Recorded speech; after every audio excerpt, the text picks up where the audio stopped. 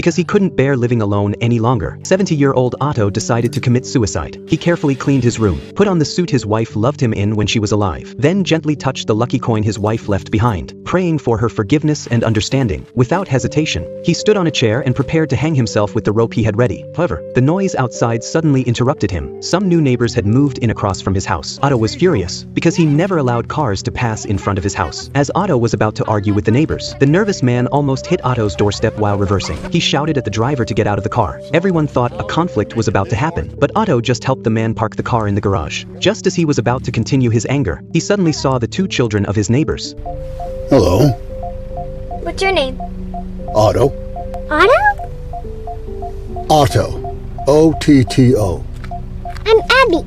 O-T-T-O. The girl's smile healed his anger. After a brief scolding of the man, Otto returned to his home. The unexpected interruption didn't stop Otto's plan to commit suicide. He sat on the sofa, looking at the books his wife left behind. After thinking for a long time, he tried to commit suicide again, but he realized his pessimistic mood would affect the two children, so he temporarily abandoned his plan. The next day, Otto went to the train station where he worked. He decided to jump onto the tracks and end his life, but just as he was waiting for the train, a stranger fainted in the middle of the tracks. Otto immediately jumped onto the tracks to save the man. After doing that, Otto didn't leave. He stayed on the tracks, but as the train approached, he felt fear. Quietly, he left the station. Afterward, he bought a bouquet of flowers and went to his wife's tombstone. He shared his despair and confusion with her. After a heartfelt confession, Otto returned home. He cleaned the house thoroughly and prepared to continue with his suicide plan. However, a sudden knock on the door interrupted him. It was his neighbors bringing him delicious food. They wanted to thank him for helping the day before. Then Mary made a request. She wanted to borrow Otto's tools to get rid of the neighbors quickly. Otto reluctantly lent them the tools. Once he went back inside, he first enjoyed the food the neighbors brought him. Then he prepared to hang himself for the third time. However, just as Otto was about to suffocate, the rope suddenly broke. Otto felt utterly hopeless.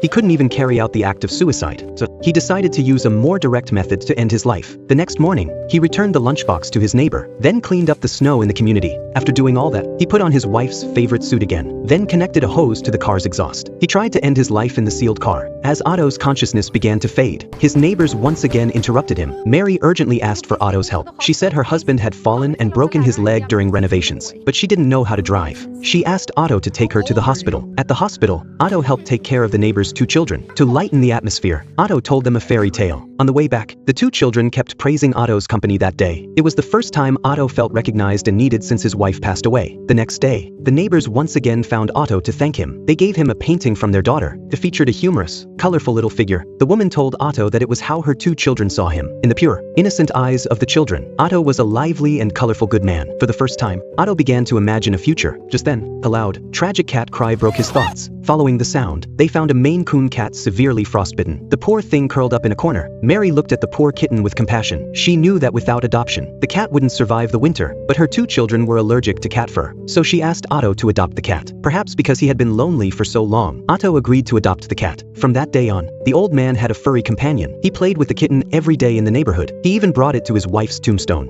As usual, he spoke of his longing for his wife, but this time, he didn't discuss suicide. The cute kitten made him temporarily forget about his plans. He grew more fond of the cat, and his relationship with the neighbors grew stronger. They interacted like a real family. However, just as Otto prepared to embrace his new life, another unexpected event happened. After working at the train station for decades, Otto was fired. He didn't try to explain. He knew his age no longer supported him to work. Afterward, Otto became downcast again. Being fired constantly reminded him that he was someone who had been discarded. Mary noticed Otto's change in mood, so she invited him to a nearby dessert shop. While chatting, they talked about Otto's past. Mary encouraged him to let go of the past and embrace the future, but Otto told Mary not to mention it again. His wife was something he would never forget. That evening, when Otto returned home, he fell into endless loneliness. Although he now had the kitten's company, he still couldn't shake off the loneliness. After calming the kitten, he took a rifle from the attic, then turned the radio volume up to the max, and sealed the windows with plastic wrap. He had thoughts of suicide once again, but it seemed that God was constantly stopping him. Just as he was about to pull the trigger, there was a knock on the door. This time, it was one of his wife's former students. He had gotten into trouble and hoped to stay the night at his old teacher's house. Otto was worried that his plan would be ruined, so he directly refused his request. But the student said that his teacher had once told him that if he encountered trouble, he could come here for help.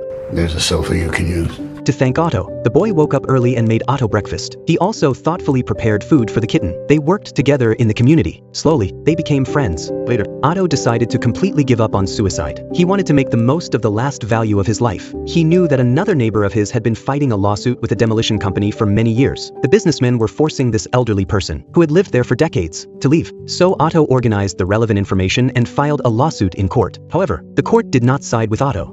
Learning of this, wanted to help Otto. She said that no bridge is ever built by one worker alone. He must learn to rely on others. These words deeply touched Otto. So, he shared the secret and pain he had hidden for many years with Mary. He told her that he and his wife had once lived a happy life, and that they had an unborn child. To celebrate this joy, Otto took his wife on a trip. However, on the way back, their car had an accident and fell into a ravine. Luckily, rescue teams arrived quickly, and his wife's life was saved, but their unborn child was lost forever. The tragic events were only just beginning. Not long after, Otto's wife was diagnosed with cancer, and this time, luck didn't favor them. From then on, Otto fell into loneliness and pain. Mary was deeply moved by Otto's story. Soon, with the help of Mary and other friends, Otto won the lawsuit. He experienced the energy that came from relying on others. From then on, Otto no longer felt lonely, because now, he was surrounded by a group of sincere and kind friends. Not long after, Mary gave birth to her third child, and Otto, holding the baby, symbolized the beginning of his new life. But reality wasn't as perfect as a fairy tale. One morning, Otto, who would always wake up early to help clear the snow, didn't show up as usual. The neighbors immediately entered Otto's house to check. They discovered that the strange old man had peacefully passed away. In his final letter, Otto said he wanted his funeral to be held at the church, but he didn't want anyone to mourn or pay respects, because leaving was a form of happiness for him. However, on the day of the funeral, his friends all came to the church to say goodbye to Otto. He would live forever in the hearts of the people.